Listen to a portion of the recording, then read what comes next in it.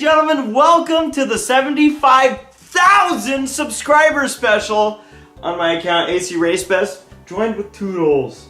Yay. We're going to be going over all the questions here. I had to narrow it down to the top 100 questions because, as anticipated, a lot of them, this would be a super long video if we did answer everything.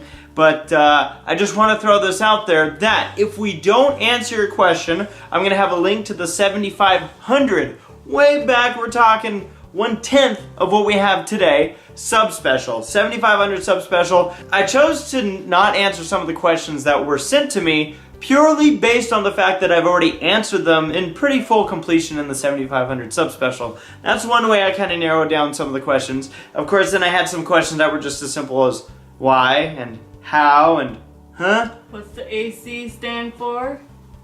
No, that's a good question. What does it stand for? Air conditioning. What the? And then there are also some questions that I thought weren't bad questions, so if I don't answer one of your questions in here, thank you very much for submitting it. If I didn't get to it, it's because I probably didn't have either a witty enough answer for it, or just wasn't really familiar with the subject. I got a couple Pokemon questions in there. And honestly, who even likes Pokemon? Question number 1. Okay, alright, here we go. Zonda. Here we go. I'm ready. Let's do this. Zonda Okay. F. Roadster wants to know, you've obviously been to a lot of cons by now. In that time, what's the single craziest thing you've ever seen? Well, one good thing about doing the vlogs the way I do is that pretty much most things that I see, you guys see. So now I'm just trying to recap the vlogs in my head. That's kind of my memory's sake.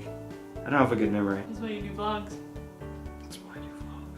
I mean, that's the problem is there's so many crazy things that I already see at these conventions, but narrowing it down to the single most craziest thing. Alright, so the single craziest thing I've ever seen at one of these conventions, and people are probably going to cringe a little bit at which convention I choose this from, but it's actually going to be Las Pegasus Unicon.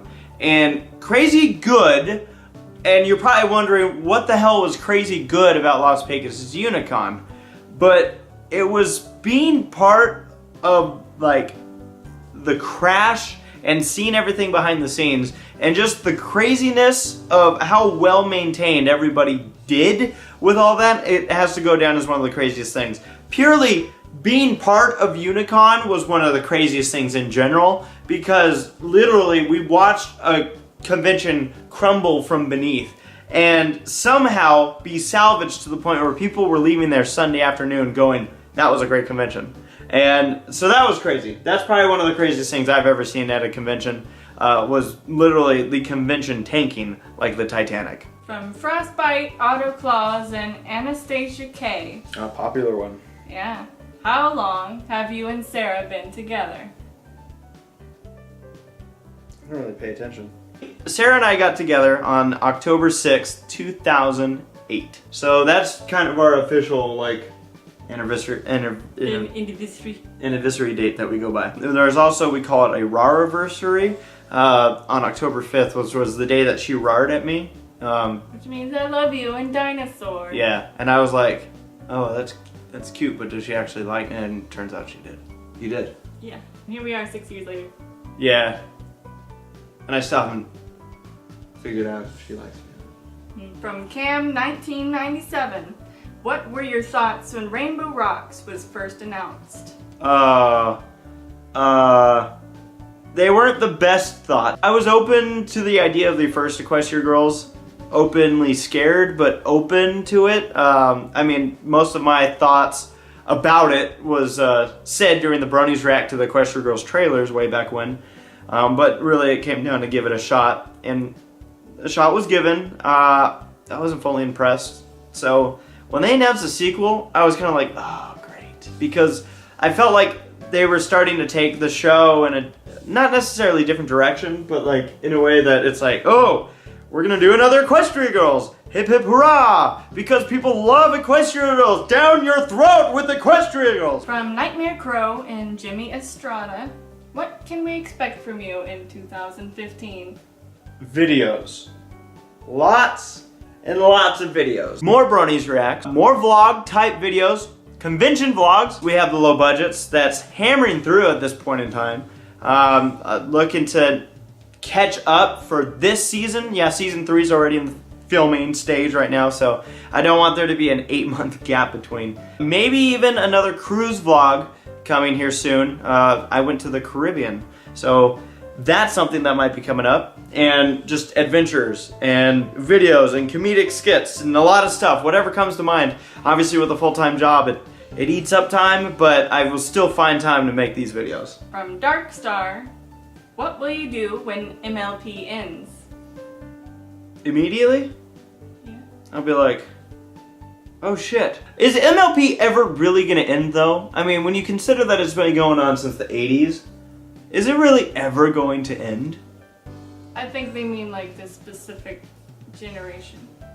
Like this. I'm trying to avoid the question. Uh-huh. I'll be disappointed. I'm the kind of person who can take a lot of something, where that could be sexual. I'm the type of person who's looking forward to another Indiana Jones movie. Like, I'm the kind of person who's looking for another sequel to that. Let's keep going with this. Obviously, as long as the quality's still there, and that's always the hope, is that, like, yeah, some people say, oh, I want them to end it before the quality drops. But then at the same time, you want it to keep going if the quality doesn't drop. If they can keep coming up with stories. And I feel like that this show has a lot. This is still avoiding the question. Make a final anthology? No, you know what I'll do is I'll make a Bronies React. I mean, that would probably be a big one. You know, MLP ending. I said anthology, but I meant memoir. Oh, I'll make a memoir too. I'll make a memoir of all of them. I have a memoir coming out of season 3. That's another thing to answer the 2015 question with. If you were a pony, which pony would you be? This is from Jazz IC. So I'm guessing that this question's asking if I'd be a Pegasus or an Earth Pony or a Wing Boner. What's the other one? Or Bat Pony. One of, you know, the Luna's like chariot dudes / Fluttershy. How does that even happen? Like,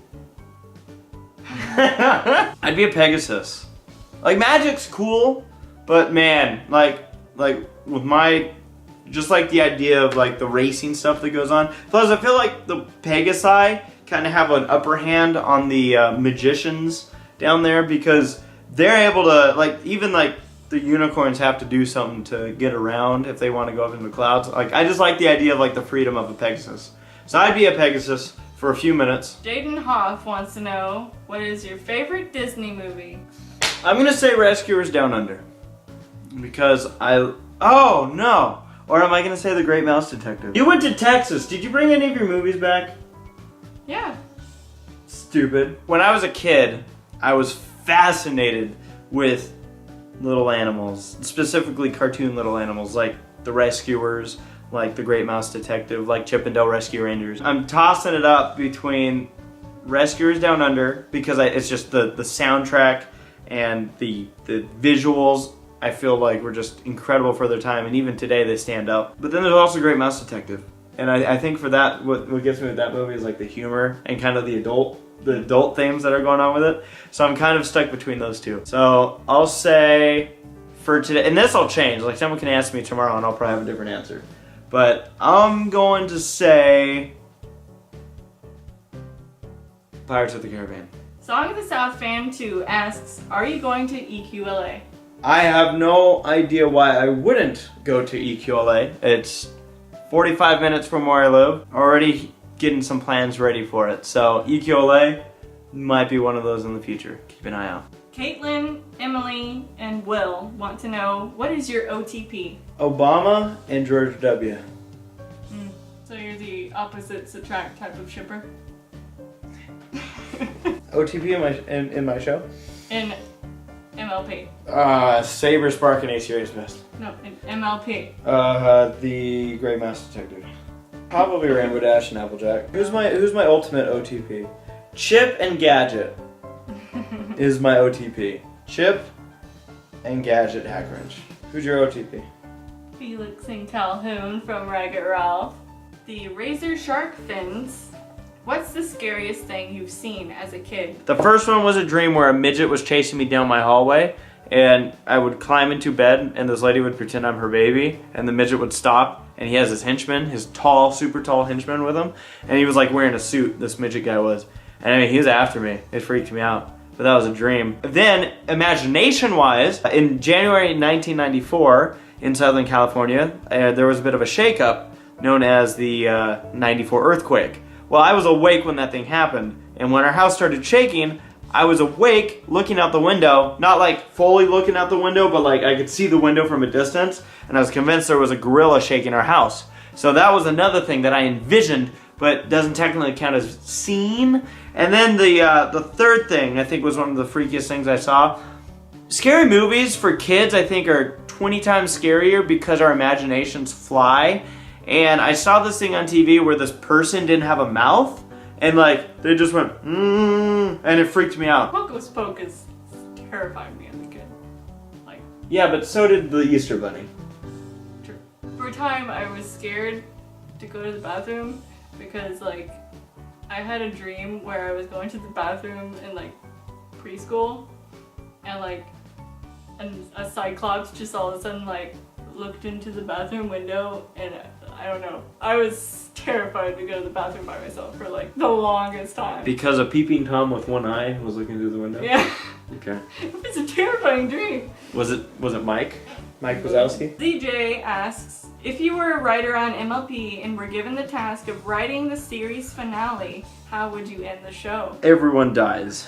Epically though. Like kind of how in Toy Story when they're all holding hands and they know they're going to go down. But this is like a similar type of thing, except all 6 of them, or 7 or 8, or the whole town of Ponyville is just going down in balls of fury. They're not giving up for anything, right? And they are just like, they know that Ponyville's gone. They know that Equestria's gone to hell. They know that there's no recovering from this, but they're not going to let the villain who effed everything up take over, man. They're gonna punch him in the eye. They're gonna just all come crashing down at once with the most amazing music by Hans Zimmer, and just boom! That's about how I envision it. So not at all like the Toy Story. From Rock Gazelle and Charlie, what kind of camera did you get? I got an HDR PJ540, a Sony video camera. It's actually very much like the one that I'm recording with here now. You're probably like, wait, what the heck?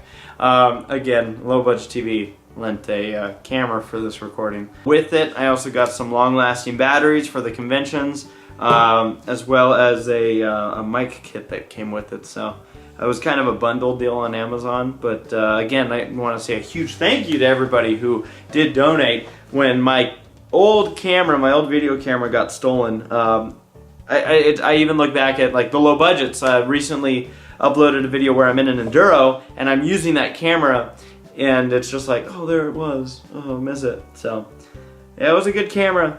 Very simple but good camera, and yeah, was able to upgrade. Better quality, should be better audio, and overall, it's gonna bring some good times. Sakuya Dash and Baxter365 asks, besides MLP, what other fandoms would you consider yourself a part of? The Rescue Ranger fandom, Chippendale Rescue Rangers. Does Hell's Kitchen have a fandom?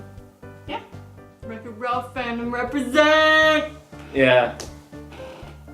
The Black Phoenix 123, the Royal Brony, Mr. Drunken Creeper, Craftnical or Sarcasm ask.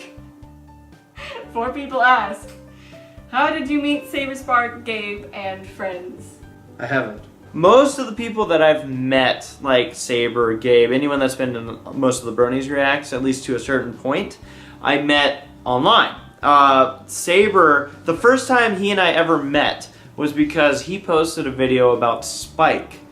He posted a video about Derpy when she was initially censored. And in the video, he had this music in the front of it, and I knew I had heard it before. And it has Spike saying snap out of it. And in this video, the music is from Lord of the Rings, but I'm like, I know I've heard it, I just can't think. And I was looking through all my soundtracks, I'm like, I can't find it at all. So I went to him back when you could actually message people through YouTube, and I said, hey, what is this from? And yeah, next thing I know, we barely got to know each other. So yeah, so that was our first interaction. He told me what song it was, and I'm like, wow, we're gonna be best friends. Not really. We still didn't know each other. We didn't really meet each other in person until Everfree Northwest 2012, my first convention. And even then, it was like, wow, it's like, you know, it was just getting over the fact of seeing these people for the first time. But still, Saber and I didn't really know each other. EQLA, the first EQLA was the one where we really hit it off. And the rest is kind of history. Gabe is a kind of different story. With him, I had known his work, but I didn't recognize his name, and he contacted me, and I was like, oh, I've heard of this person. Oh my gosh, it's this person! And then our first time meeting in person was BronyCon 2013, and that was some magical times there. Most people I've met either conventions, meeting them through online, and just a lot of great people I've met through this fandom. Whether or not they're still in it, definitely have made some friends. Wacky Production asks, does being a brony change your social life? Yeah, it made it worse. I want to say yes and no. It didn't really change how I approach meeting people. I was already meeting people online. I was already meeting people in person. But this definitely expanded the social scope. I think like I had some friends back east that I met through the Rescue Ranger fandom. But then when this all kicked off, the My Little Pony stuff, I mean, I know people on almost every continent, and it's crazy. Like Antarctica, I'm still trying to find a brony out there. But no, it's been, I'd say it's been a lot of fun. Rich Brew, Citra, I'm sorry. I love these names, by the way, because I purposely had her do this so she can read these names. What's your favorite react? Oh no! Each react I feel has its own gem or multiple gems within it. The Bronies react to My Little Pony Generation 3.5. I'm gonna say that's so far my favorite one because it's by far gotten the biggest reaction out of me. Like natural, just reaction. Like I lost it. It was also my least favorite though because I've never felt so drained from a react before. Like not like legitimately. Like 3 hours after we filmed that, I was just like, like I didn't know what to do with my life after that. Yeah, you felt dead inside. I was tired too. I was only filming. I felt dead inside. Norby419 asks, when you started watching My Little Pony, are you told to anybody that you are watching it? Or do you keep in... Sorry. Yeah, let me read it. When you started watching My Little Pony, are you told to anybody that you are watching it, or you kept in secret for a while? And when somebody find out that you are watching it, or you told to someone, what was their reaction? Sarah, this one here, was the one who got me into the show. She got me to watch the first episode that I ever watched. And so people already kind of knew that I was watching it, but as far as family goes, that's kind of a common one. Most of my friends were already watching it. Tommy, you know, my best friend Tommy over Low Budgets. Well, he's not surprised because he knew I was already into cartoons and all that. So this was just like, I can't even remember telling him. That's how uneventful it was. Like I probably literally was like, so I'm watching this new show, and he was like, big surprise. And my parents, I think, were also like the initial shock they got over was when I told them that I was a platypus. Yeah, I was a platypus before it was cool, by the way. We chose these animals on the Rescue Ranger fandom site on the Acorn Cafe, and I was like, I want to be something unique, and someone suggested being a platypus, and I'm like, I'm going to be a platypus, and I was. And then a couple years later, Perry the Platypus showed up. Hello, I inspired a pretty big character. I'm just throwing it up there. My mom was like, hey, don't tell anyone about this because, you know, like my dad didn't care. He was like, oh, okay, is it good or cool? My mom was the one who was like, don't tell anyone about this. But then when I put out Like a Faust, she got all excited because that video was doing well. So she started sharing it on Facebook. Yeah. She was like, don't tell anyone about this. Everyone, look what my son did! From the Ultimate 1-5. What do your neighbors think of you? We don't have any neighbors, So that might answer your question. This would be a better question probably for someone like Solrak. When I'm making videos and whatnot, luckily, like, we actually don't share any walls with anybody, so I kind of have free reign on how loud I am. Like, this was the perfect apartment for what I do. Yeah. From Ozzy and Haley, how long does it take to make videos like Brony's React vlogs and the low budgets?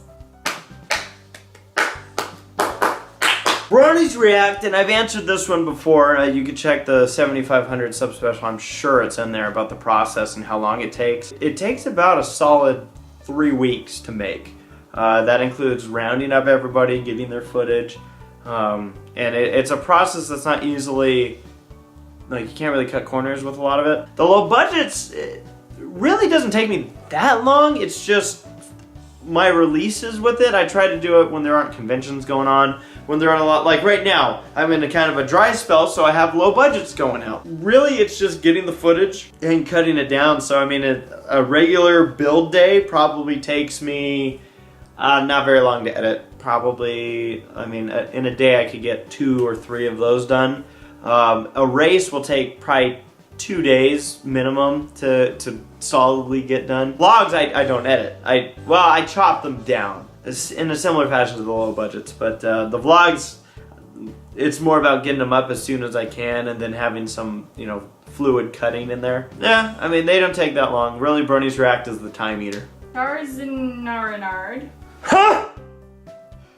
In addition to the low budgets and the Brony's React, are there any projects that you want to do or are currently working on for your channel, pony related or not? I want to do another cruise vlog, another one of those big cruise vlogs. I think I found what works with those, because one thing I was doing was I was using a lot of just music from all sorts of things, and that wasn't working because it was getting blocked in countries, and I feel terrible when that happens. But I think I got a good system down to improve it for next time. Also, since I had, each time I do a vlog or a big project like a cruise vlog, or even the low budgets, I learn every time that I go and film. Like, you'll notice some early editions of the low budgets are very different from the ones that are now, because I learned the importance of changing the shot, keeping them, you know, adjusting to the wind, all this stuff. To answer the question, some projects I have pony related. I have a memoir that will be coming out here. Don't tell anyone, it's a secret. I also have, I'm going to start working on season 3 of the low budgets. That'll probably not come out till later this year though. From Joseph, why the hell are you vlogging on a roller coaster? A lot of people ask why I do update videos in a kind of strange way, and it's really because I feel like I don't like doing update videos that are just me standing in front of a camera.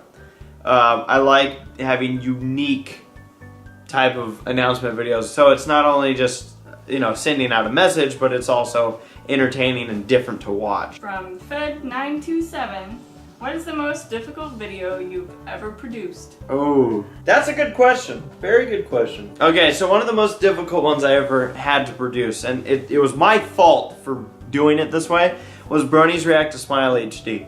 And what I did in that is that I initially made it, I put it all together with the idea of not showing, I think, much to any of the video. The reason I'm saying this is the most difficult to produce is because it was also the most difficult for me to, I guess, re-release, because I put out an unrated version. And I knew it was just, like, on the scale of Brony's Reacts, I try to make them super high quality. This one was just chopped all sorts up, because when I lined it up, it wasn't set to line up like a regular episode react. And so you literally kept seeing the same thing repeating itself, and I was like, oh man. So that was kind of difficult, because I knew that in a sense, and I definitely saw, you know, the response from people going, man, this guy doesn't know how to make react videos, which is true, but yeah, and sometimes I'll get footage. The thing I hate is when footage and audio don't line up. That's just gets on my nerves. From Shadow Brony, you have managed to become quite a celebrity on the internet. Would you honestly say that it was due to your friends, MOP, or your unique attributes? I feel like it's a combination of everything. The success I've had, a lot of it was with timing. A lot of it was with being in the right place, the right time, doing and acting upon an idea. And really that's always the first step, is you have to act upon it, otherwise it's not going to happen. I was by no means growing at a rapid rate when I started making videos for MLP, but I knew I kind of had an idea and I wanted to build a foundation for a day if I ever did have a video that took off. And lo and behold, Brony's React, Teens React took off. And with that React though, you know, I've noticed that sometimes people have a huge video that goes out, I mean millions of views, but if you don't have anything to back it up, little videos, even if at the time they seem like, yeah, maybe this will get a lot of attention, oh no it didn't. But those videos show people that it's a constant working machine, not just a one-hit wonder. And I think that's where you kind of gain the following, as people say, oh okay, I like some of his other videos now that I can look at them. So I was lucky, I was in the right place, right time. I set myself up for it, but you never know when it's gonna hit, and or if it's gonna hit. And then, you know, combined with working with some amazing people on the reacts, and obviously they bring in attention, and you know, I'm really lucky to be able to do what I do. And if you've ever worked with me, you know, and a lot of my friends know who are my friends, I just want to say thank you. Because it's really made a difference. And so, I mean, really, I'd say a huge bubble of a combination of everything. YouTube Turner 09. Oh. What is your absolute favorite moment from each of the two Baltimore BronyCons 2013 and 14? Ooh. Favorite moment of 2013 had to be the Brony's React panel. It blew me away to see how many people showed up for that panel. Super special. And then, you know, everyone that was up there on stage, and it just meshed so well. And that for me, it was such a moment of personal just awe. Like, wow. Super flattering. And then, of course, we had the Brony's React this year at BronyCon. Unfortunately, that one, well, unfortunately, it was in a smaller room, and I was like, okay, we'll see how this works out.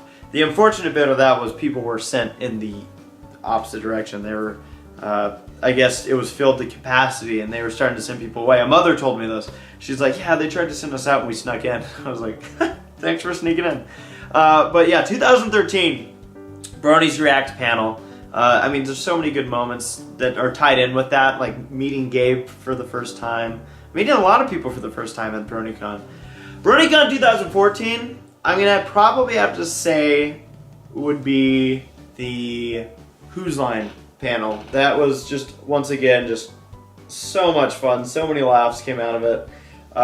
And just seeing how it all came together. So, oh god, I love it. Like, we're looking forward to things coming in 2015. From the Ferb guy, if you weren't into MLP, where would you be right now? Dead. You know, it's an interesting question, really, because, you know, I sit back and go, well, I mean, not too much would be different. Career-wise, I'd still be on the same path. Girlfriend-wise, I'd still be on the same path. Living-wise, I'd still be on the same path. But it's a lot about everything. Like, I do wonder if I had never gotten into the show, if I saw that first episode and said, I'm not going to watch again. If I never, you know, went off to college and then had that 3 days to spend to just watch the show and just kind of get into it. I mean, I think of all the friends that I've made and all the opportunities and all the incredible adventures and times and everything that wouldn't exist. It's actually kind of scary. And it's also a little bit funny to think back and go, My Little Pony. From Kenwood Brony, out of all the conventions you went to, which one was the best experience for you? I haven't been to a bad convention experience. I've been to a bad convention. Best experience is tough. The BronyCons are, oh man, they're all so good. I was gonna say BronyCons, what I love about them is the sheer number of people. And then on top of that, I feel like I end up the busiest at the BronyCons, doing panels and emceeing and all this stuff, and I love doing it. I know that a lot of us, we have a lot of fun doing it. Each one has a memory, has a lot of fun. I mean, it was I just look forward to this year and what kind of memories I'll be able to make. I can't choose one. Even Unicon, I walked away from going, yeah, but I still had fun. Just don't tell Final Draft. From Web Wizard, you and Sarah have been together for a long, long time, and you both live together now. So have you thought of proposing to her? No. After I get out of college. No, after I get out of college. After I get out of college, she said. Yeah. From Thing One Pony, what's the funnest thing you did this year with friends? This kind of spans a couple events, but Who's Line. Doing the Who's Lines with the friends. That is just, it's so much fun. And it's, you know, just getting the response from the crowd and everything. It just, that's probably the most fun thing I've done. And you know, it went from MSP to Fiesta Equestria, BronyCon, and they were all just a blast. I mean, MSP, we got O. Larson. Oh, Larson. Oh, Larson, you are my true love. Oh, Larson, oh, we. From Creative Name and Rainbow Nachi, what is your favorite video relating to ponies besides yours? Winter's fucked up. I mean, the anthologies are just classics. So much work goes into them. Another thing I absolutely loved that involved ponies was that going back to Animated James, his video that he made of Beat It with Black Griffin Michelle. I mean, of course, you know, being in it was super special, but I don't know, that was just a fun video to watch. From GC85, what is the funniest joke that has happened in the React series? There was a joke in the season 4 finale that someone, and she knows who she is, did, where Pinkie Pie threw a rubber chicken, and it turned out to be a key, and Noah Akin says, oh, he wasn't a chicken, he was a turkey. And most people I talk to, that joke just kind of went over our heads, and I'm like, oh, okay. Like when I put it in, I went, there's something there. I just don't know what it is. So I left it in. It wasn't until I watched it again, I think, with Saber or somebody later, where I went, oh my God. There've been really funny moments too, though. But that one, that joke, specifically joke, that one hit me the hardest. Gamecraft, what do you think makes a brony a brony? Oh, I'm gonna hit this one hard. So you guys need to buckle up. This one, I'm hitting hard here, folks. I'm hitting hard. From Inkblot, what is your favorite moment out of all of the conventions you've shown for us? I've already mentioned some of my favorite moments at conventions, so I think I'm going to mention two more here. One of them was at Unicon. It's funny how often that comes up. Saber and I made a video called Unicon the Truth, and the whole idea of that video was because of all the crap that was going down and everyone was freaking out, we're like, we need to make light of the situation somehow. And so we told everyone the truth. And a lot of people in the fandom were already hearing about what was going on during the time. I mean, it was a big deal. It was a very big deal. So of course, Saber and I make a complete joke out of it. And we completely thrashed a hotel room in the process. Stand by, please. Thanks for letting us stay. The other one would be getting kicked out of a Walmart with the gang. That was good times. Diggy diggy boom pop pop. Diggy. Gamecraft asks, what do you think makes a brony a brony? Buckle up, folks, because I'm about to hit pretty hard. I see this on Twitter, Tumblr, Facebook, all over the place. How people distinguish themselves, whether, oh, I'm not a brony, I'm a fan of the show, but I'm not a brony. Or, I'm a brony because of this, or I'm not a brony because I don't do this, or whatever. Whatever. Sit down, folks, because I'm about to hammer down. Here's the deal, alright? You can distinguish however you'd like what a brony is or isn't, okay? But, to me, if you watch the show My Little Pony, to me, you are a brony, alright? That means that I don't care what you think distinguishes what makes or doesn't make a brony. If If you watch the show, to me, you are a brony. Deal with it. Alright? I see so many times people try to say, and I get it to a point. A lot of people are like, no, you know, there's such a negative thing with being a brony nowadays and all this. You know, what's any different from the time that we joined the fandom? Why is it now that, oh, there's all these negative things, you know, being associated with the brony? I mean, there's that side of the fandom, and then there's that side of the fandom. You know, I just don't want to even have anything to do with it. There's such a negative thing online. No, from the time that we all started watching the show and this fandom became a thing, I'm sorry, but there was always a negative connotation with the term brony. And we took it and we ran with it and we said, screw the rest. You know, we're proud of who we are. It's not just because we watch a show about ponies, but you know, we could stand up against the whole, oh, the gender and guys watching the show and whatnot, or older girls watching the show that was intended for a younger audience. Screw that. No, we're not gonna backtrack. That's what people are trying to do right now, is backtrack. And it's funny because this is the one, like, there's a couple things that get me heated in the community, and this is one of them, is where people go, you know, I don't call myself a brony because there's all this negativity around the name.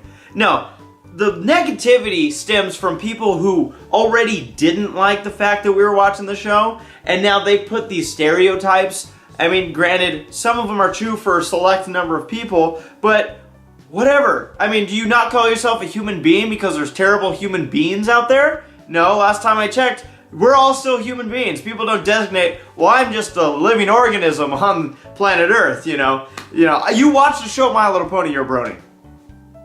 There, I threw it out there. I'm hammering down. The stamp is down. This is something. I saw this question, and I'm like, I'm answering that bitch, because that bitch is my bitch. If you watch the show My Little Pony, you're a brony. I don't care what reason you have. I don't care what excuse you think. And I don't care what you're worried about other people. Oh, what are they going to think? No. You watch the show My Little Pony, you're a brony. C.284 and Tristan want to know, if you had to choose a superpower, what would it be? I always kind of liked the idea of invisibility.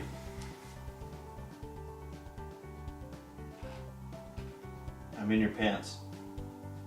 Yeah, invisibility was always a fun one. I kind of like the idea of like time altering, being able to really slow down time. I think that would be a really neat. Of course, in my head, I'm thinking like video stuff and whatnot, and I'm like, wow, imagine the shots you can get if you're able to. What? It'd be cheating though. It'd be complete cheating. Something like Quicksilver from that newest X-Men movie, where he can run so fast that everything seems. That was really cool. slow. Yeah, I would like that. I feel like, yeah, no, I would like that. My superpower would be pooping bacon. Could you imagine that? Yeah. Like the world would be a better place. Allison wants to know, would you rather jump off a 1,000-foot cliff or be stabbed in the kidney with a machete? I like this question, Allison, and here's why. Is because it kind of poses the what's your greatest fear type of thing, but in a little bit different of a twist. Would I rather fall to my death or be stabbed in the kidney? Well, I think I'd take stabbed in the kidney because you won't necessarily be dead, although a machete's pretty big. You're gonna die. I feel like falling off a cliff, I can't imagine what that would be like. And it's like, it kind of the sensation of flying, but at the same time, you know you're gonna die. Like, I don't know, man. I've had plenty of dreams about that.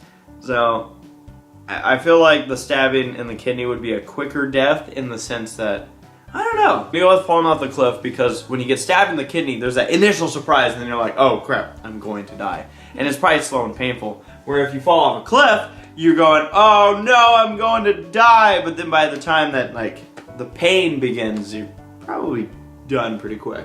Covetous McDaniels, Austin, and Brony Humo wants to know, how did you meet Sarah? Sarah and I met on the Outgoing Cafe, the Rescue Ranger fan forum. From there, we started talking on MSN a lot, and it kind of grew a little bit. I mean, we were talking for what, a good hour? I meant to say a good hour. We were talking for about a year, I think, 8 months or so. Mm-hmm. And then one day she roared at me, and I was like, "What's that? Why'd she roar at me? And why did you roar at me?" I mean, I love you and dinosaur. We met online. She was in Texas, I was in California, and for 5.5 years of our relationship, it was all long distance, 1,500 miles between the two of us, and we would get to see each other maybe once or twice in summer, once or twice in winter. Yeah, made it work. A lot of communication. For all those in long distance relationships, communication, as obvious as this is key. Captain Slaw Dog wants to know, what's your favorite Brony fan-made song / remix? Do you have a favorite? I like the Rainbow Factory. Really? Yeah. That's kind of dark. Yeah, it's just kind of good beat. Wooden toasters? Yeah. I just really like the beginning of the song with like the piano. Yeah. I have a couple answers here, and it's because kind of like rides at Disneyland, I have my favorites, and it doesn't mean they're not my favorites anymore, but then I kind of get a new favorite. Acoustic Brony Amanda Pony, Loyalty. That has been one of my favorite songs from the time I got into the fandom. One of my favorite songs right now, though, is Are We There Yet by Black Griffin and Basic. That song is just so catchy. And then As a Brony, it's pretty good. I also like the Replacer stuff. Archives wants to know, do you feel like there were any Disney films / characters that heavily influenced your personality, as in what you do on YouTube and the way you do it? Genie. I like the spontaneity of Genie, and just how he kind of jumps all over the place and whatnot. But I don't know if that's really been a mold of mine. Like, there's people who have influenced me in kind of my style, but I can't think of any like characters. And Goofy taught me a lot in his instructional videos about sports. Mr. Petey wants to know, what was your first time on YouTube like? What kind of videos did you want to make?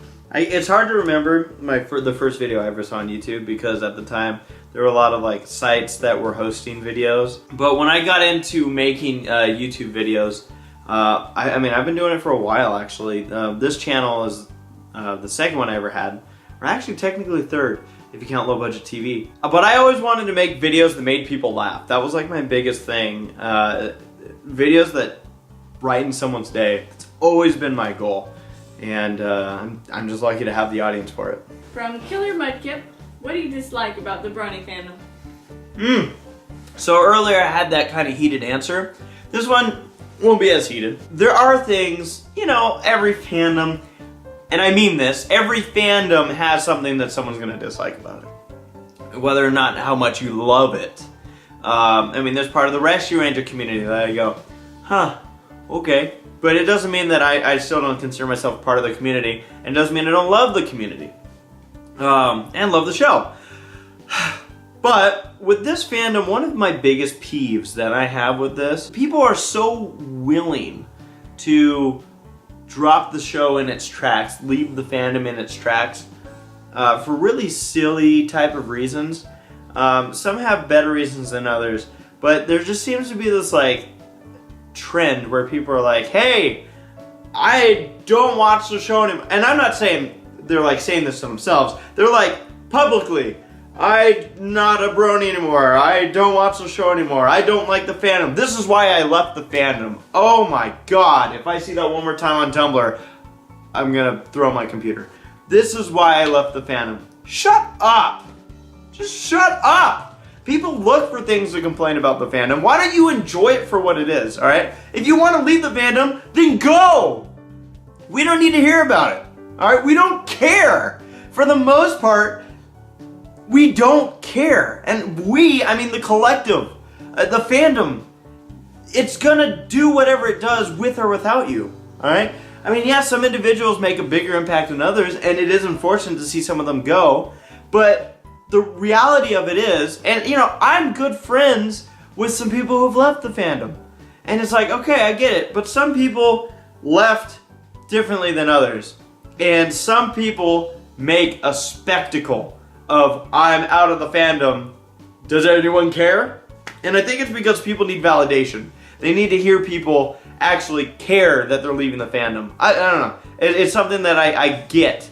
like I sense from a lot of this. And I'm not saying you can't like not become a fan of the show or, you know, just distance yourself from the fandom. Do whatever you want. But if you start making the whole, oh, this is why I'm starting to separate myself from the fandom type of stuff, you know, for the most part, every time I see that, I'm behind my computer verbally responding to this in a not very nice way most of the time.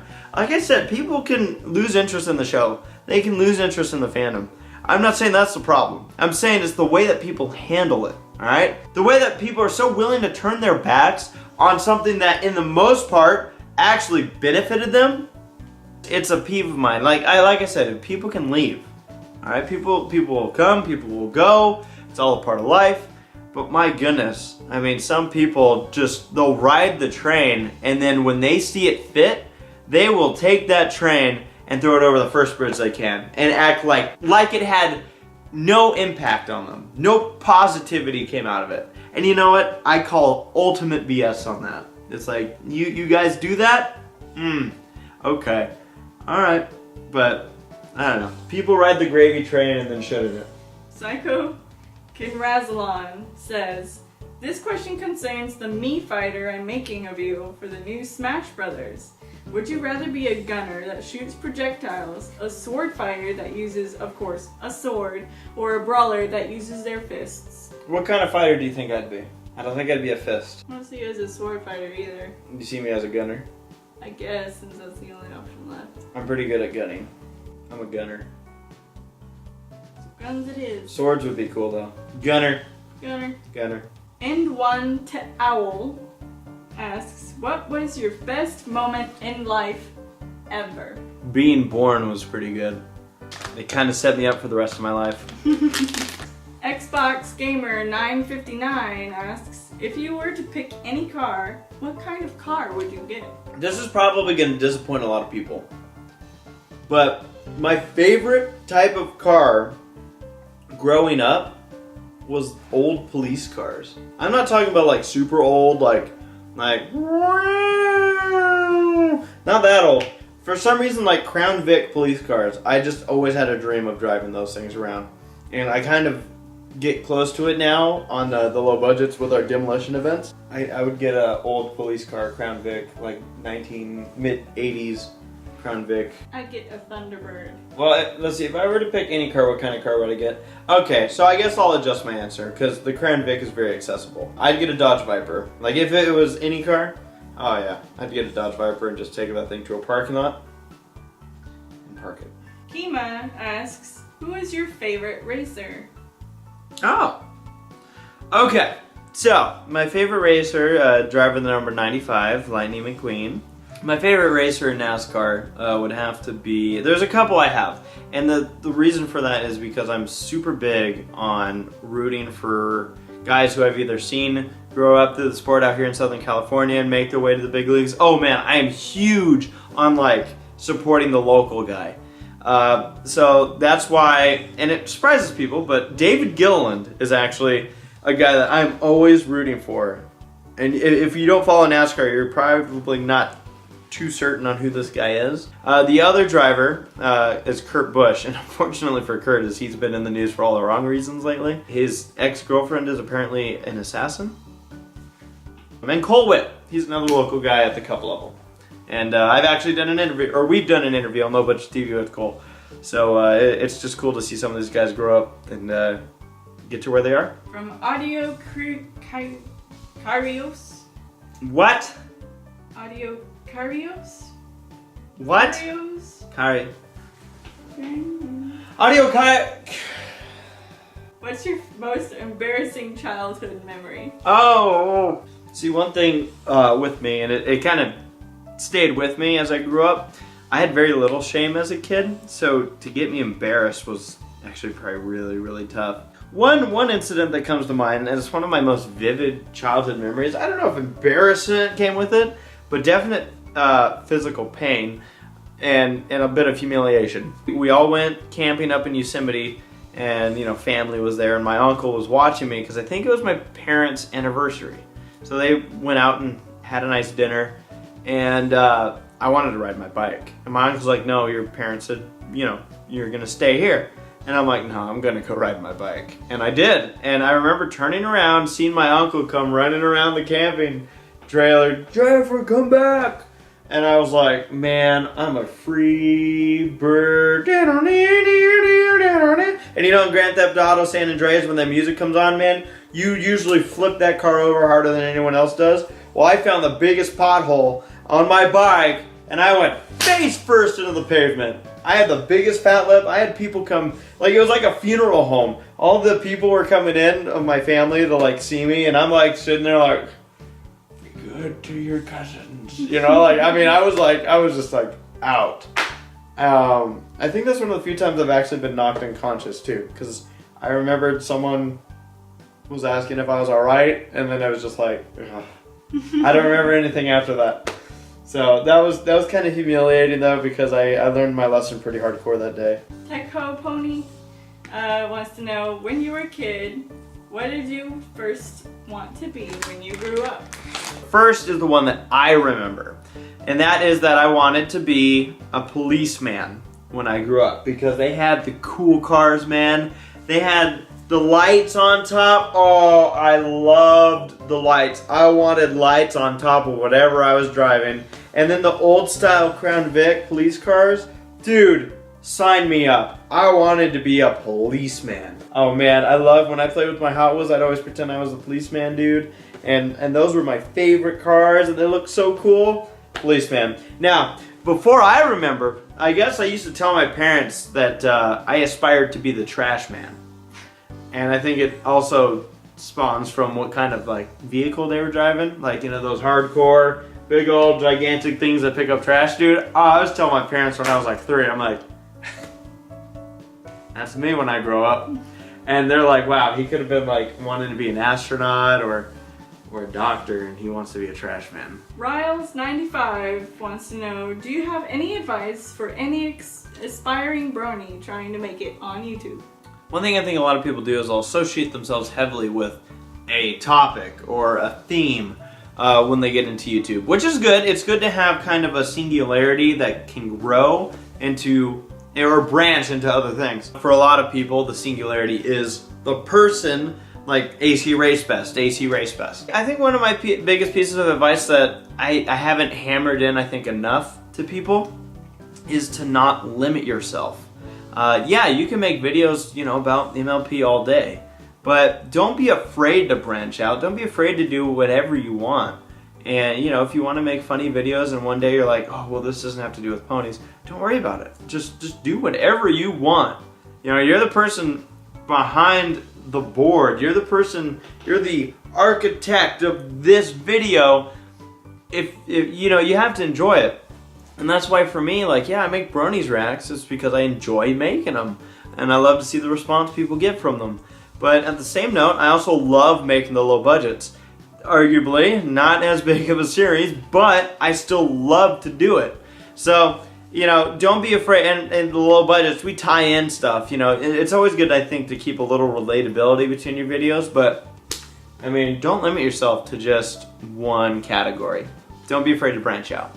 The Breaking Bread wants to know, what is your worst nightmare? I had a dream that my golden retriever named Strider, who has since passed. This might have spawned after the '94 earthquake, because what happened was, in my neighborhood, we all had these brick walls and they all fell down. So with Strider, I had this dream that, I don't know how it happened, but he got really hurt. Well, so what happened was he got like squished or something, and I went running like to his side like, oh no, and he turned into like the moon guy from those old McDonald's commercials. And he had this like really like human-like but dog face, and it was just the creepiest thing. That was creepy. That was creepy and sad. Then one of my most frightening nightmares also involved like whenever like it's about a family or a friend getting hurt. Like I remember I once had the dream that my dad had cancer, and like it was terrible. And when I woke up the next day, like it's like one of those rare times when you know, you actually have to go hug the person because you're like, I just have to make sure they're all right. Well, yeah, worst nightmare. Those are literal nightmares though, like dream nightmares. Ian wants to know, are you planning to expand your videos beyond MLP and low budgets anytime soon to different fandoms or interests for an extended period of time? Yes, I have a plan for this channel to eventually start expanding more towards Disney. I don't have like kind of a set time for this to happen, but the plan is to eventually start working in some more Disney stuff. I have to kind of figure out the logistics of everything, but I have ideas for the channel. Obviously, keep going with the pony stuff, so I don't want people to ever think like, oh, he's gonna transition into that or leave this for that. For the most part, I'd stick with my guns. You know, I don't drop things easily. Like even the Rescue Ranger stuff, I'm a huge fan of it, still am. But you know, the waves come and go. I'm just waiting for the next wave. Fire Angel Mike wants to know, if you were forced to do so, which of your Brony friends would you be in a relationship with? Sarah. Yeah, I'm a Brony friend. Yeah! Woohoo! Holy Note wants to know, if you could fix one thing in the Brony community, what would it be? Even today, I would say its image to the world. Some of the Bronies reacts are kind of used in that sense where, you know, I want people to land across this and go, oh, and I've seen it. It has happened where people can land on these videos and say, oh, so this is what Bronies are. Now, granted, yeah, I mean, a lot of time we're being ridiculous on these videos, but you know, people, I think, get an idea that you know, we have fun and for the most part it's carefree and there's not this weirdness that's often attributed to it. So I mean, that's what I would change. It's not really internal, it's external. It's if we could change the world's vision of what a Brony is. Stuffwell wants to know, have you ever considered working for Disney? Funny you should ask. A lot of people ask where my cutie mark came from, why it's a Mickey Mouse silhouette. I feel like that represents actually what I've always wanted to do. I'm a mechanical engineering major out of UC Irvine, and I always wanted to, not always, but a lot of people wanted to do different things with engineering. You know, I'm gonna work for this big company, I'm gonna go work on airplanes, I'm gonna go work in the medical industry with engineering. And you know, they're all important, but for me, it wasn't who I was. I'm like, what do I want to do? And one day I was walking around Disneyland and I went, someone has to engineer this stuff. This is the stuff I want to do. I want to do something that's fun, stuff that people look at and they don't even realize that they're looking at something that was engineered. It just flows so well. Or even to the point of, I want to engineer something that someone looks at it and goes, how the heck did they do that? And I've been super lucky because with my first job, I'm already in that boat. I'm already making stuff that is literally to have people look at it and go, how the heck did they do this stuff? Or I'm super lucky to already be kind of where I wanted to get with engineering, and you know, I hope to grow a lot with the company I'm at. Where I work may or may not actually already be doing work for Disney. So I really feel super fortunate that I've already had the opportunities that I've had in my short career as an engineer. And yeah, so, but that's where it spawned from. I always wanted to, you know, I'm like, I want to do something with Disney, and I've been fortunate. Toothpaste Ty wants to know, if you were to run a Brony convention, what would you do to set it apart from all the other conventions?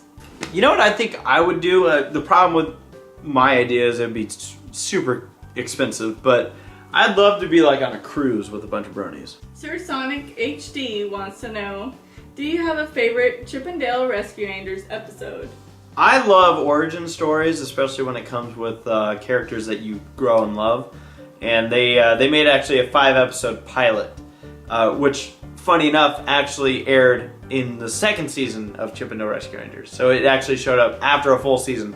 And I loved it. I loved kind of the whole origin of like how the whole gang got together. Yeah, I mean, there's a lot of good ones. It's hard to kind of pinpoint, but I love, like, Chip's my favorite character. And what's good about that show is, in general, I think that every episode pretty much has all the characters like doing what they're doing.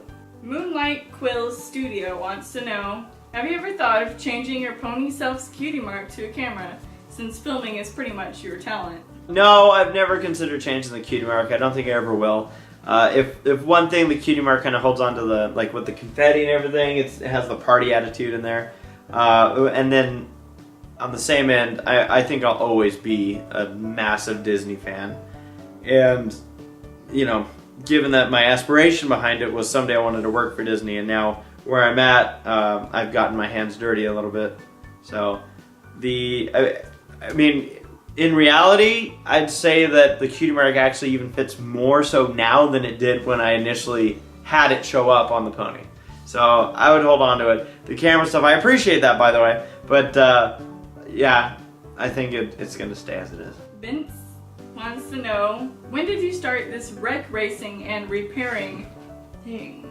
So with the wreck racing, it all goes way back. If you watch the low budgets, you'll know who Tommy is. Tommy's my best friend, known him since before I knew anyone. Literally, I was like 2 years old and we were already hanging out.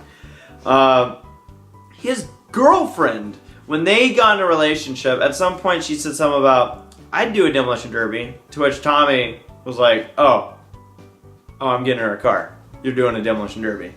And he got the car, he got her in a demolition derby, and lo and behold, she actually won the first ever demolition derby she was in.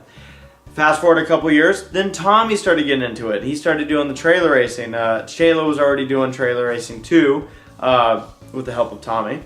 And then Tommy finally got himself a car when his grandmother passed away.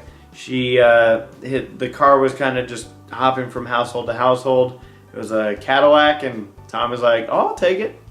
And beautiful things happened to it, and are still happening to it. I didn't come in till, God, what was it, 2011? I think 2011 was the first year I did it.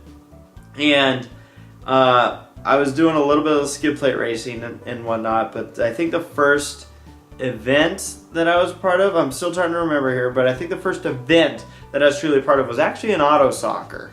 And there was a car that was lent to me from the Speedway, which ended up actually becoming my car.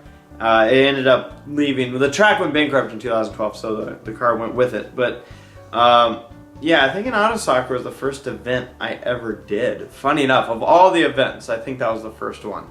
So that was crazy. It was a bunch of fun. And I love it. I love doing this kind of stuff, and at some point we said, dude, we need to document the stuff we're doing, because just some of the stuff that happens during build days alone is just like, people aren't going to believe this. Handheld Gamer 1991 wants to know, what would you change in our world if you had the power to do so there are no limits as to what it could be? I would make friendship magic.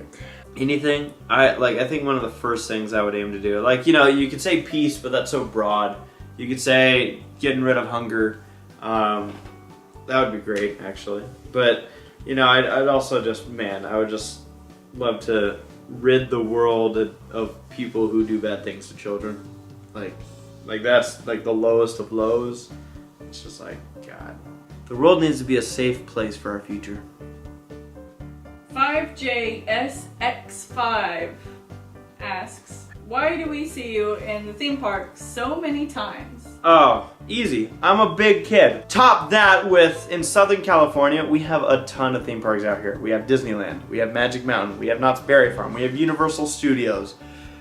I'm blessed to be in an area with a ton of these types of amusement parks. Love the atmosphere. I love going and seeing, like Disneyland specifically, I love people watching there. Like, I can literally go to Disneyland and not go on a ride and still enjoy myself. Just going around and watching and maybe enjoying some popcorn and just sitting and watching, just enjoying the atmosphere. And one of the reasons I get the annual pass is because you're able to enjoy just everything a part of the park.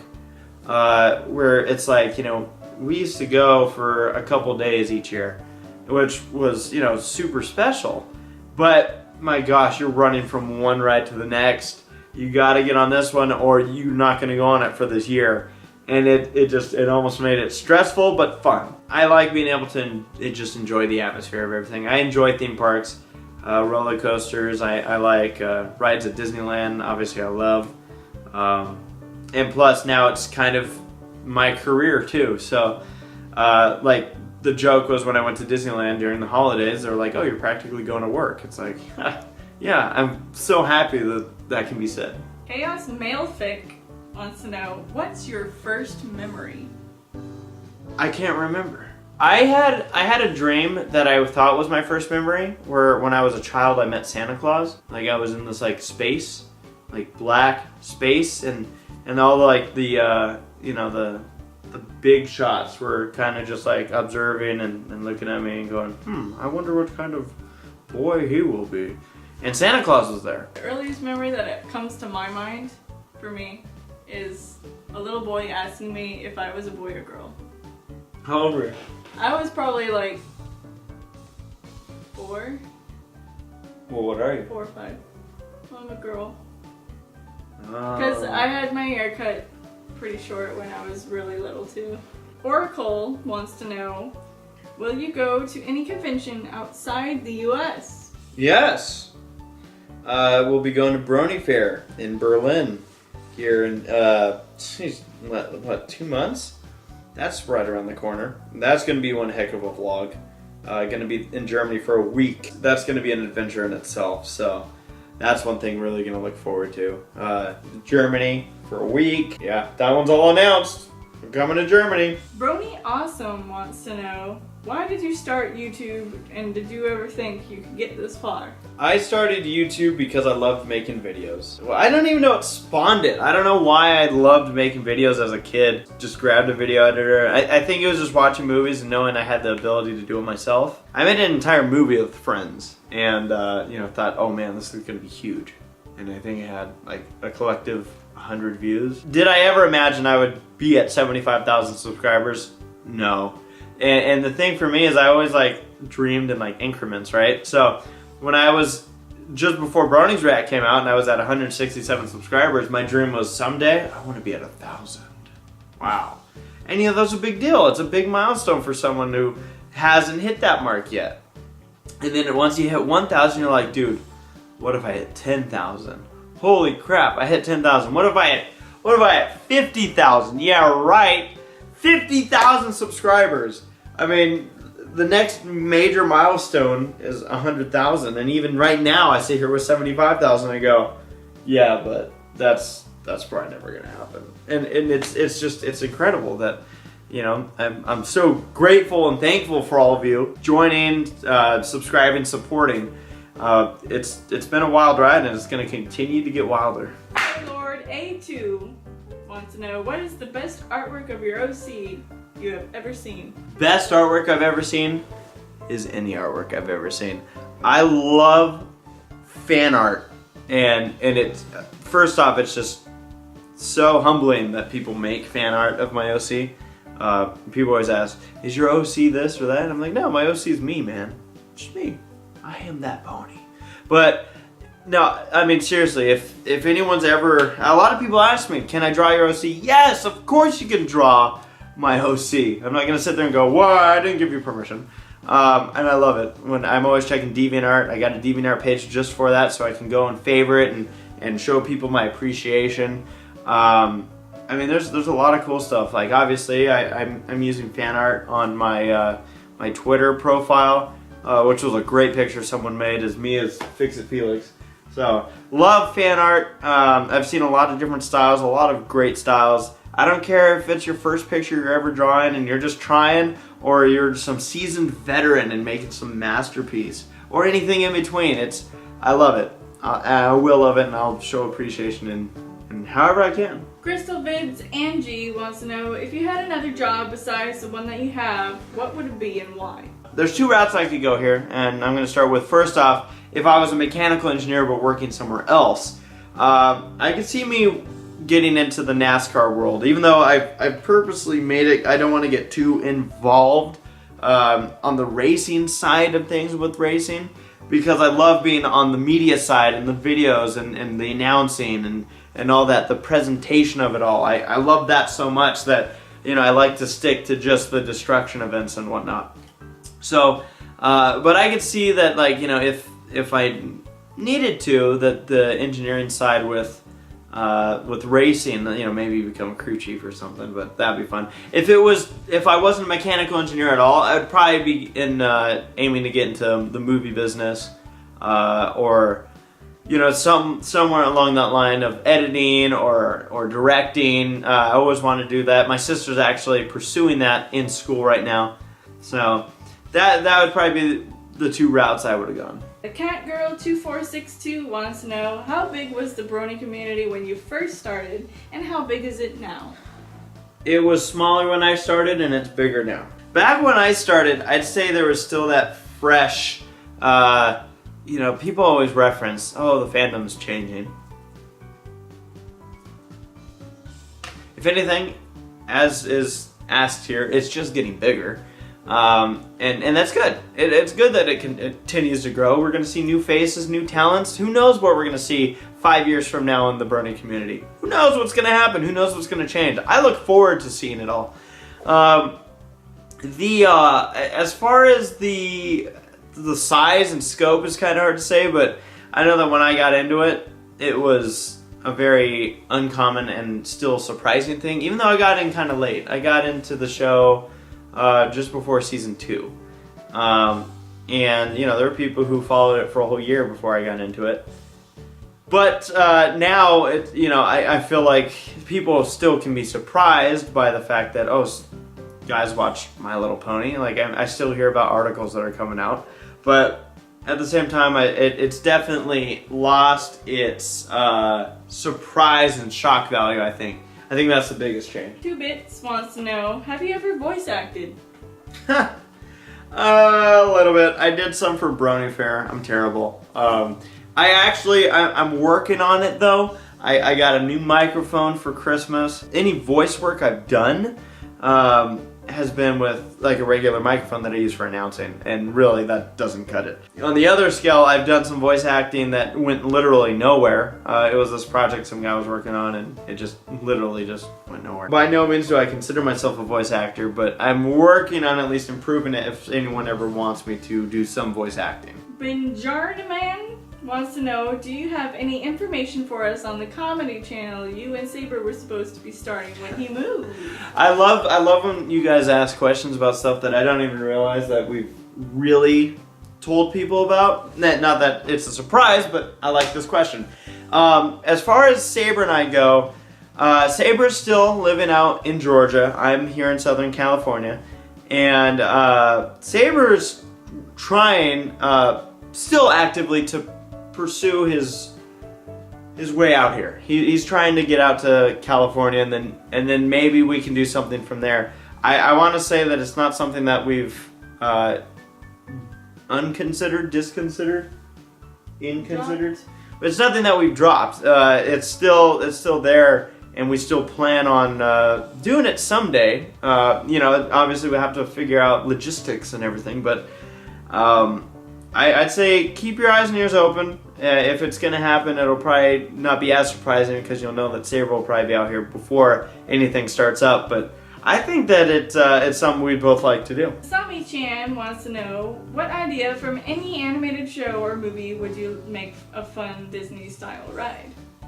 Oh man. Okay. So if you've ever heard of the Imaginations Project, Imagineering throws it. Walt Disney Imagineering throws this competition every year, and it's called Imaginations, and I competed in it twice in my college career. And anyone that is aspiring to work for Disney and is an engineer, an artist, or really anything, they have a whole lineup. Look it up, Imaginations.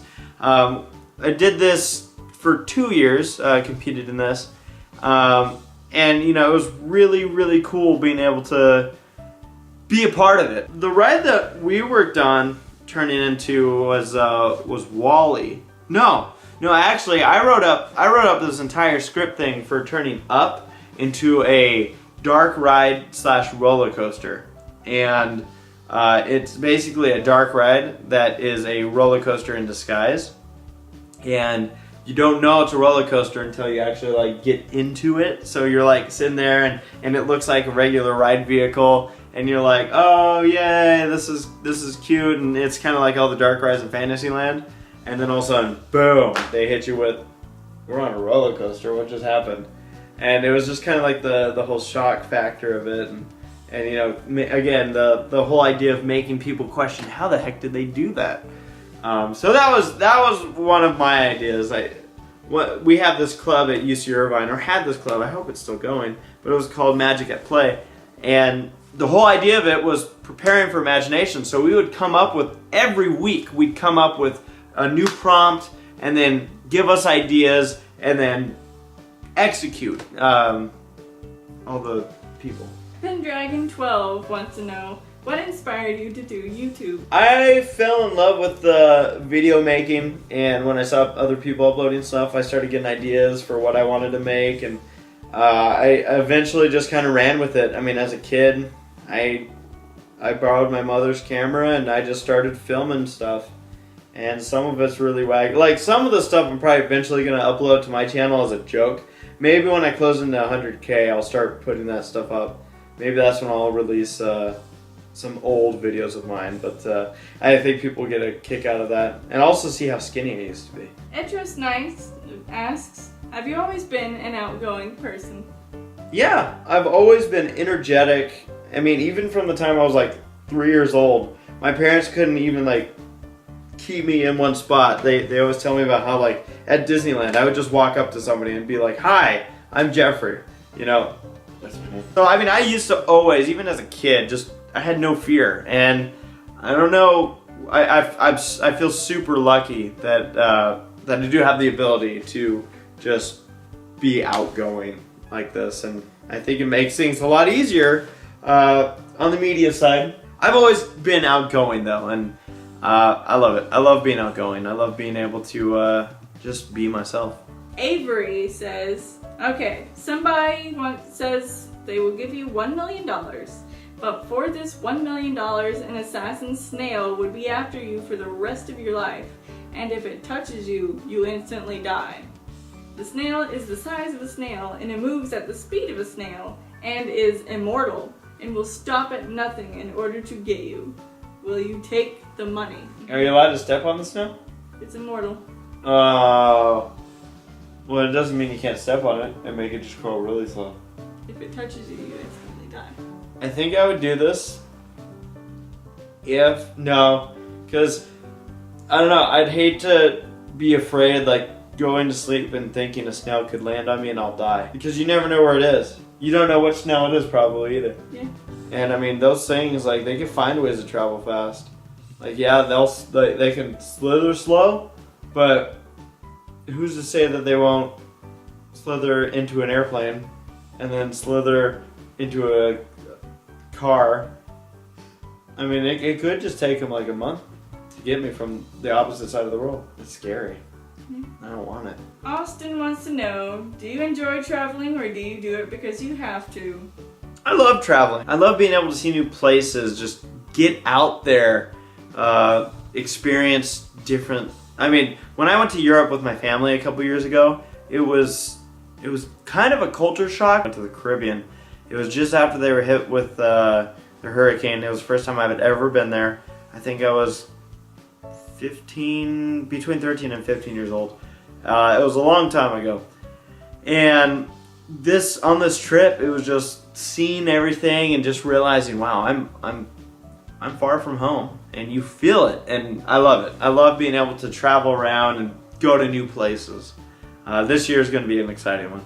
Warhorse asks, if you were offered $1 million to name your boy Heather, would you do it? Yes. I mean, if that kid wants to go to college, right there, bam, done. Heather, you're going to college. Kat asks, what is it like filming on a roller coaster? Being on a roller coaster already is a rush, but when you're filming on it, there's the added amount of don't drop this camera. It's a double rush. It's a rush squared. It's a Mount Rushmore. Fluff asks, you've mentioned before you get stupid on camera in an effort to be more entertaining. Is there anything you wouldn't do? This could be cause of a phobia, moral reason, or whatever else. I wouldn't do anything illegal because doing that on camera wouldn't be very smart. All the illegal things I do are off camera. I'm not into humor that's at someone else's expense. So I try to kind of avoid that stuff too. So I do have a line that I draw. I try to do the type of humor that everyone can enjoy. Georgie asks, what is the biggest personal change you've ever made and that worked for the better? Ooh, that's a good question. Nothing. I haven't had to change a damn thing. I didn't learn anything. I don't know if it necessarily works this way for everybody, but I feel like you can kind of choose to be an optimist or a pessimist or a neitherist. But I remember at one point I just kind of started saying, we'll look on the bright side. And I know sometimes it could be taken as like a joke, like really, are you kidding? There's a bright side to this, but I feel like there's kind of if you look for the bright side in a lot of situations, if you look for the good and the bad, I think that's one way that you can really improve your outlook on life. So I mean that's one thing I did. I just remember at one point I kind of actively said I'm gonna just be optimistic about a lot of this stuff, and I have been, and yeah, I mean it's worked out. Shadowmeister wants to know if you could eat any one thing for the rest of your life, what would it be and why? A Peeves wet burrito. You know why? It's like the most delicious thing in the world. Shallow Music FX asks, what's the hardest thing about running Brony's React? Just making the time for it and keeping on a schedule. A lot of times I'll say this is when I want to have it done personally, and it usually trails over a couple days. And I always am steadfast in making sure that I hit deadlines that are announced. And I think the last two that I've announced I actually missed. One was the Halloween React, and then one was the Equestria Girls Rainbow Rocks React. Both of those, I kind of set deadlines for myself, and then I'm like, why did I do that? If I was going to set a deadline, I should have filmed this or had this stuff being submitted a long time ago. So deadlines for me have been kind of a big one, but it's why I don't usually announce deadlines, is because sometimes I need to have that flexibility. John wants to know, what is your profession/job and what major did you study in college for how many years for your degree to get you the job you have now? I was a mechanical engineering major. I minored in materials engineering at UC Irvine, and I'm a mechanical engineer. I do design engineering. I went to school for I think 6 years. And part of the reason was because I did 2.5 years at my community college, but that turned into 3 because school stopped accepting during spring. They only accept for fall, right around the time I was getting ready to transfer.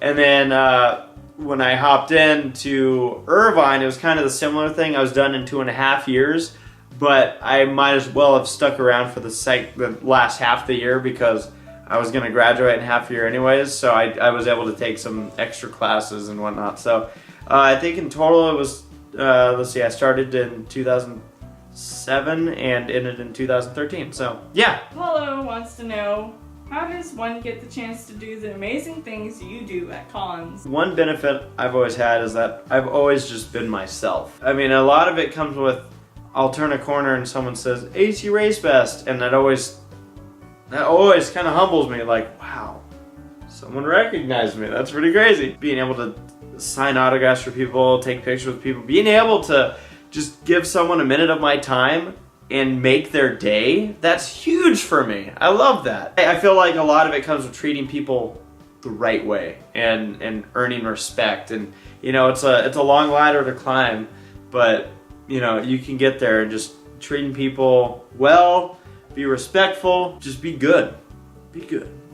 Be good. Blunt66 asks, throughout the time of being a brony, what is the best part about it? Friends I've made.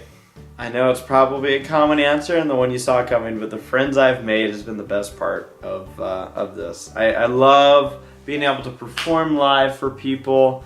I love being able to, like I said, go to these conventions and sign autographs, take pictures, see just the fandom and just interact. But it all comes down to the friends. I've made some amazing friends here. Some of my best friends I've met through this show and this community. 4 Likes wants to know, what's your favorite cereal? I always like rice checks with powdered sugar on top. That's good. You know what I miss is Trix when they used to be Trix. Like now they're all balls of Trix. I really like the Trix that were Trix. And then that milk tasted fantastic. Tarek wants to know, have you guys ever planned to go to Europe? Answered this one kind of a little bit earlier, but yeah, we'll be going to Germany in April 11th and 12th. I'll be there at the convention, Brony Fair in Berlin. Europe, I can't say a lot of the other countries. I know they have conventions. I'd love to make something work out. That'd be crazy to be able to go to some other countries in Europe and be able to see all the crazy fans. Adventurers Past asks, would you rather have MLP deleted and no bronies, or Sarah, but know all of your friends and family, or would you remember Sarah and have MLP and bronies but forget your friends and family? This one's an interesting question. Partially because I like how they threw you in with MLP. Us meeting each other, it had nothing to do with My Little Pony. Yeah, but us staying together had everything to do with it. No, but they asked, I mean, that's it. So do I give up Sarah and MLP and the bronies? Oh, that's kind of tough, because you're almost family at this point. Yeah. That's cheating. No matter how I answer that, I'm going to be in trouble. You're bad. The Toy Gamer asks, being a big fan of your low budget series, I would like to know what's your greatest moment of racing. I am happy to tell you that my greatest moment in racing is coming up in the low budgets. It happens during Night of Destruction number 2 of 2014, and it was my all-time greatest moment. Boom! No, that wasn't it. Shit. Here's a hint. Boom! So stay tuned, because that's going to be crazy. I mean, crazy. Let's just say, went all out for this one.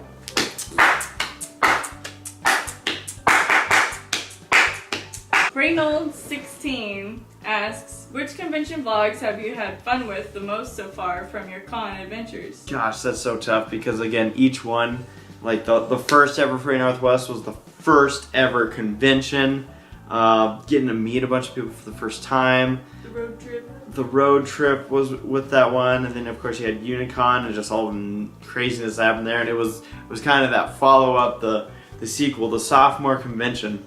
And then, yeah, I mean, just the BronyCons, the Fiesta Equestrias, I mean, the MSP, all these conventions that I've been to, EQLAs.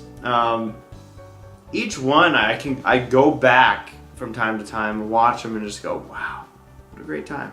Ferenc Coxis wants to know, are you afraid of that eventually you'll become boring in your fans' eyes? Well, it's definitely something I don't ever want to happen. It's not something that actively keeps me up at night, but at the same time, you know, you always strive as an entertainer to stay entertaining in your audience's eyes.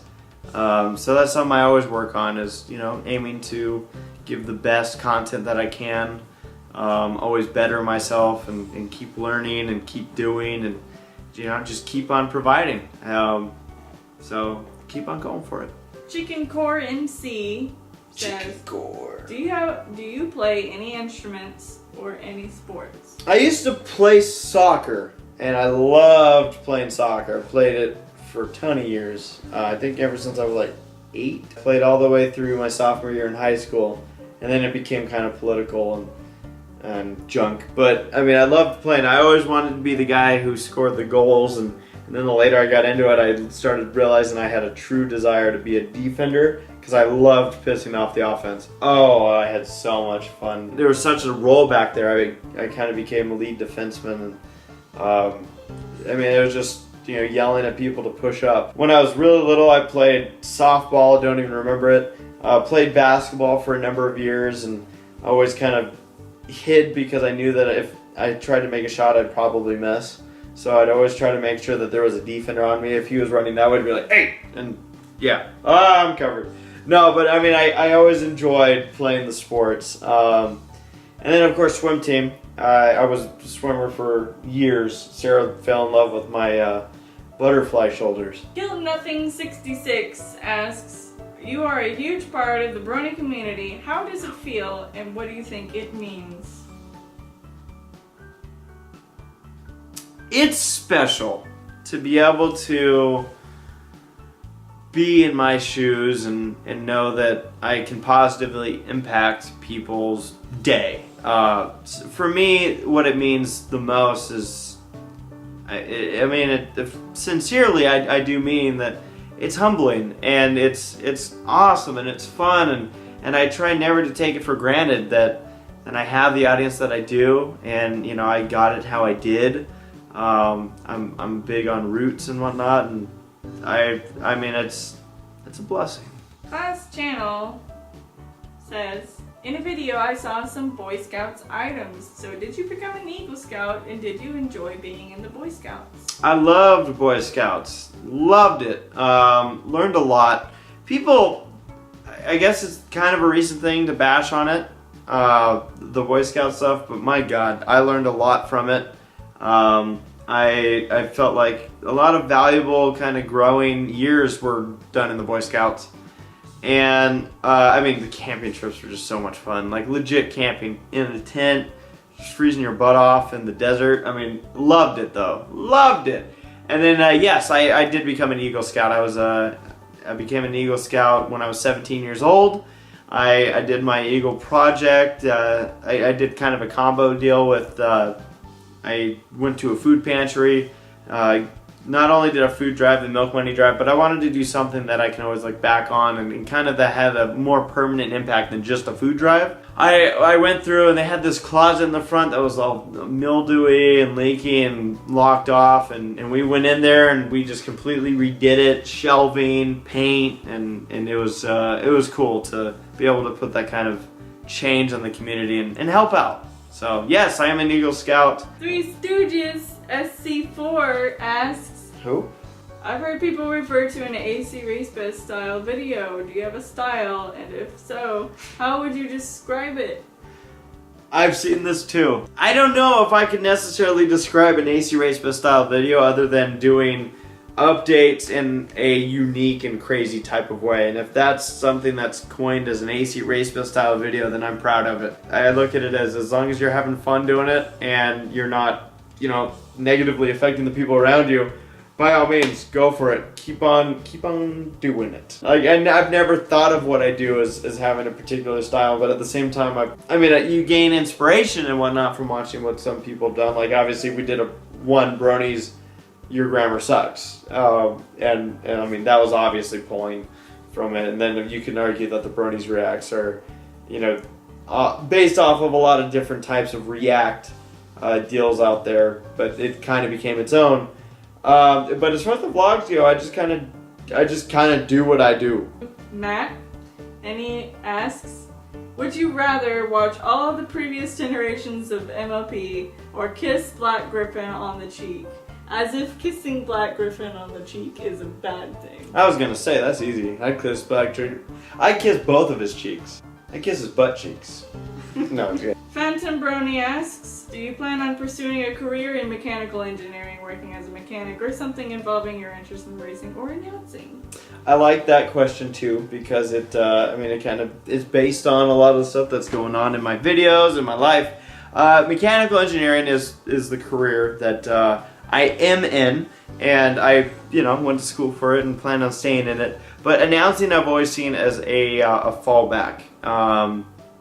You know, we do a lot of work on low budget TV. We do a lot of stuff. I mean, recently we were flown out to Arizona just to cover an event. So I mean, that realm, and I'll continue to post about it on. I'll continue to post. Get the hiccups now. I'll continue to post about it on Twitter and whatnot whenever we got a big event happening and all this stuff. But yeah, I mean, Tommy and I continue to pick it up with the announcing and all that and the videos. So that's something that, you know, it's always fun to do, and we continue to do it and plan on continuing to do it. But mechanical engineering is where the career should stay. Turbo Brony asks, why does it take you so long to upload the low budget series after the race event happens? This is a super valid question, because right now I'm working on uploading a video right now that was from last year, 2014, that was filmed in July. No, that was filmed in June of 2014. So what is that? 8 months behind. Now, the reason for that is because of the convention vlogs, because of Brony's reacts and whatnot. I kind of give them precedence over some of the other stuff that I put up on the channel, where I use the low budgets as that kind of filler in between any big videos or big projects. So for the low budgets, really the best time that I usually have is during the winter, and that's when I start. I kind of like having a gap between the 2 seasons. This year we should have a smaller gap. As you can see right now on my channel, I'm really pumping out a lot of low budgets. And I will continue to, as well as other things. Just because I have a lot of low budgets coming out doesn't mean I'm not working towards another pony video, another cruise video, or another comedic video, who knows. But it really, the best answer I got for you is because one thing that helps me with having them on such a delay is that we talk about a lot of stuff in the low budgets when we're working on cars and whatnot. And when sometimes some of that stuff doesn't pan out, so I'm able to gauge how big of a focus I can have on it. Like, I don't want to spend 3 videos of us explaining something that then never happens, and then it's like, oh. But at the same time, if it doesn't happen, it's kind of out of the control. So my goal is to get it within, I'd say, the next season. I can't make any promises, but I'm hoping to have some videos coming out just after, maybe started coming out just after BronyCon this year.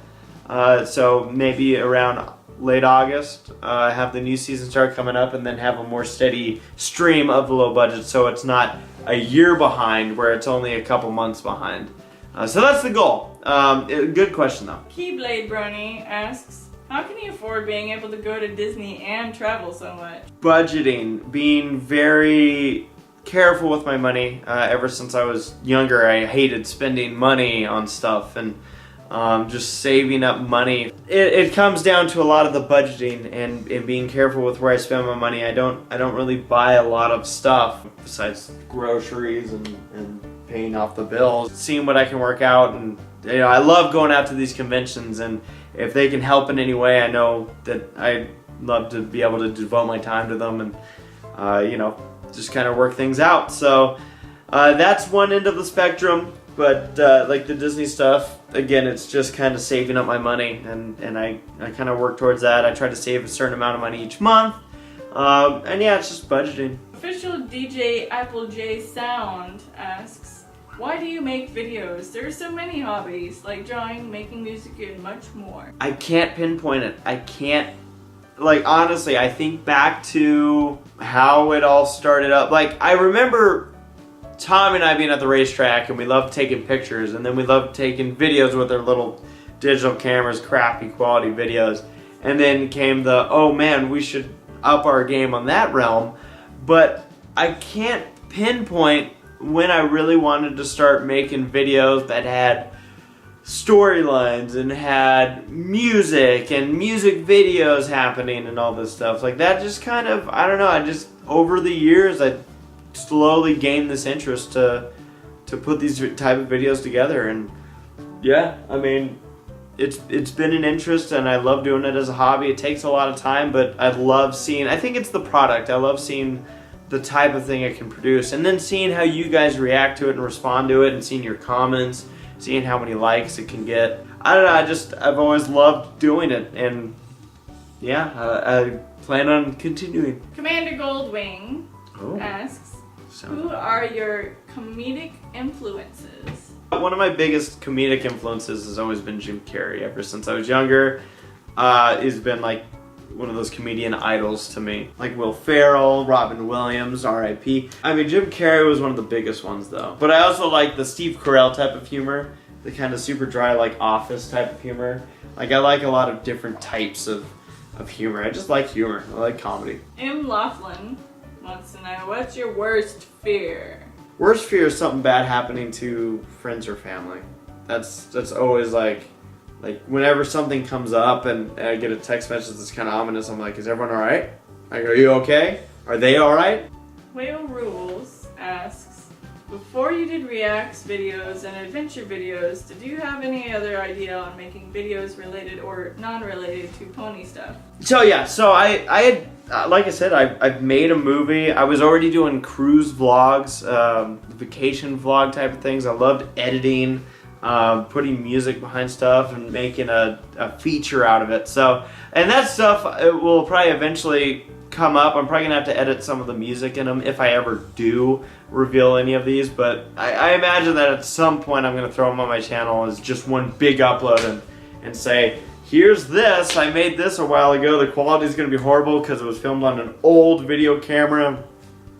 But yeah, I imagine I'd still be making videos, just probably less frequently. The low budget TV side would probably be the biggest focus I'd have. YouTube, all I want to do is watch a video, stop making me update, asks. That's the whole name. Wow. Do you have video plans for MLP Season 5? A lot of my MLP videos are spontaneous, so it's like I'll watch the episode and then go, I want to make this. So, I mean, obviously the plan's there to do something with it. Of course, a memoir by the end of the season. A memoir for the previous season is in the works. So, I mean, ultimately, yeah, I mean, there's plans for it. It's just specifically, I, A, wouldn't reveal it because I love surprises, and B, a lot of it kind of comes up as the season progresses. Mini Brony asks, how did your parents find out you were a Brony, and what tip could you give us? I'm trying to remember how I got, or how I kind of told, I think I just told them, I think I just outright said, yeah, I watch My Little Pony, or I'm watching My Little Pony, and I think they were so unsurprised by it because they already knew I was watching cartoons and whatnot. And I remember though, when I told my mom about like the Brony stuff, I think she started looking it up and she's like, did you know that Bronies do this? And I was like, yes mom, I know that some Bronies do that. And she's like, yeah, but they want to like marry the horses. And I just started laughing. I was like, this is the greatest thing. As far as tips, I would say, you know, obviously each person's situation is different. Some people have parents that are super strict or super afraid of this kind of thing, and others have parents that seem really chill. I'd say gauge it. I mean, you know, the biggest thing is to not make it a bigger deal than it is. You know, you're a fan of a cartoon. That's what it boils down to. Especially if you used to watch cartoons as a kid, this should really come as no surprise. I feel like the bigger deal that people make it, that's where people start to get kind of weirded out by it, because then it's like, well, wait, why is this such a big deal? Oh, it is such a big deal. It's obvious it's such a big deal. No, if you just kind of approach it like, oh yeah, I watched My Little Pony. Bam. Done. I mean, yes, people, like I said, just don't make it a bigger deal than it is. Tip from me, don't use the phrase coming out of the stable. Never. Ever. We've reached the last question, ladies and gentlemen. I'm going all 10 gallons. Hit me with it. Mary D says, what is the she asks, what is the craziest MLP fanfic you have ever read? So, Sarah and I like looking up really bad fan fiction of MLP. Specifically, really bad like shipping fiction. Really bad smut. Rarity and Smarty Pants. God, but there was that Cheerleading Big Bad one. There's so many good ones! So many good bad ones? Yeah. I've told people about this at conventions, how I love taking a fanfic. Because at first I had this idea for a video series where I was going to take bad fanfics, but then I'm like, well no, because then I'm kind of making fun of people.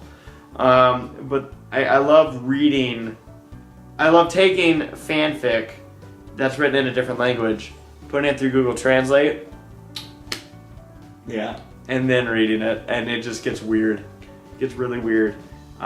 Maybe I'll do one of those someday. Yeah. Alright. Well, that was it, right? Yeah. That was about 100 questions, give or take a couple. But yeah, thank you guys so much. 75,000 subscribers, that is huge. A milestone that back when I made 7,500 subs really wasn't even in my scope. And hitting 75,000 has been really special. You know, we'll just keep on going from here. Content's gonna keep coming, you know, even with the full-time job, with the apartment, with the girlfriend. I mean, we're able to still get these videos out, and now you probably see her in a couple more. It's just, the content's gonna keep on coming as long as you guys keep wanting it, and thank you so much for your support. All 75,000 of you. Really, it does mean a lot to us content creators to see the feedback, to see the comments, to see the likes, to see the subscribes. They, it just shows that what we're doing is working. So, thank you, and man, maybe we'll do another Q&A at 750,000 subscribers.